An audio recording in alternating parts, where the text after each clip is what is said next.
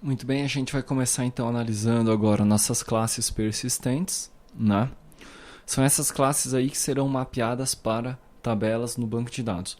Eu vou começar logo por uma classe simples, que é a classe de entrega, até porque as posteriores aí a gente passa mais rapidamente, tá ok? Porque é tudo muito parecido, né? Muito bem, então o nosso problema, a nossa situação é a seguinte: eu tenho uma tabela no banco de dados que se chama local entrega. Ela tem alguns campos, algumas propriedades. E eu tenho uma classe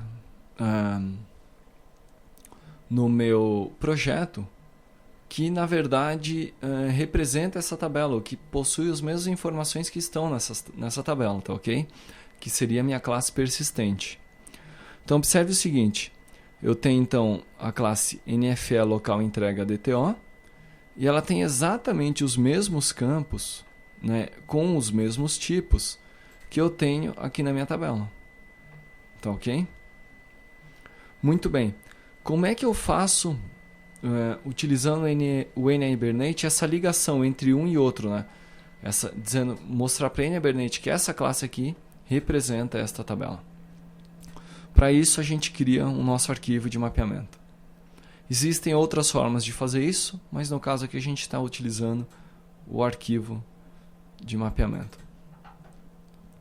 Então observe aqui o meu arquivo de mapeamento, é o nfe local entrega dto.hbm.xml. Esse é o arquivo que, quando a gente vai configurar o NHibernate, ele vai procurar dentro do assembly do projeto, né?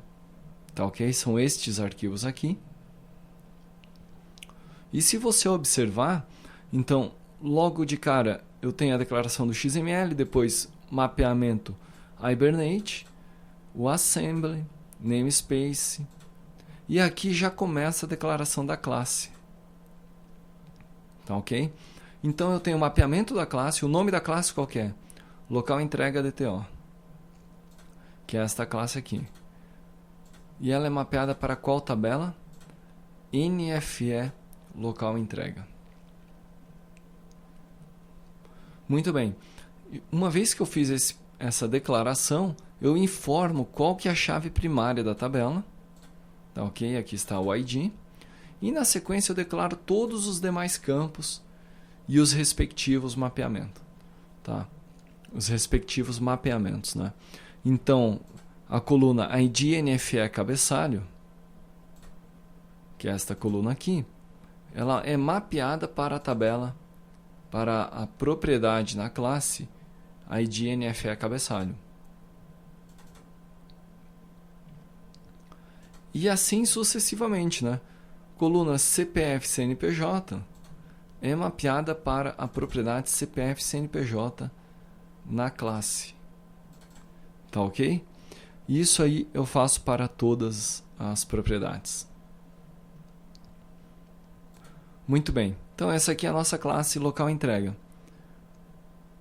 Se a gente observar, eu tenho um trecho comentado. Isso aqui não está sendo utilizado pelo NHibernate. Na verdade, isso aqui pode ser até descartado, tá ok?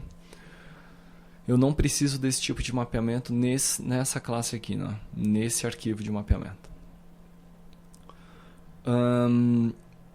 Vamos ver agora a local retirada.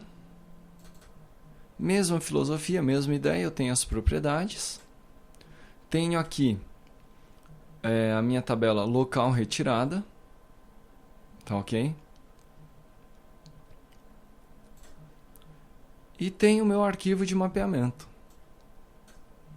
que é este arquivo aqui. Tá certo?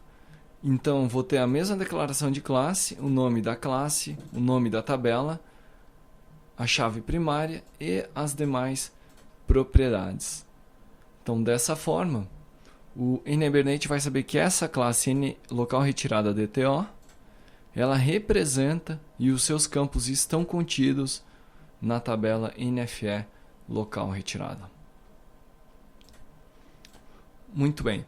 Em relação ao mapeamento dessas duas classes, era isso. Na sequência a gente continua.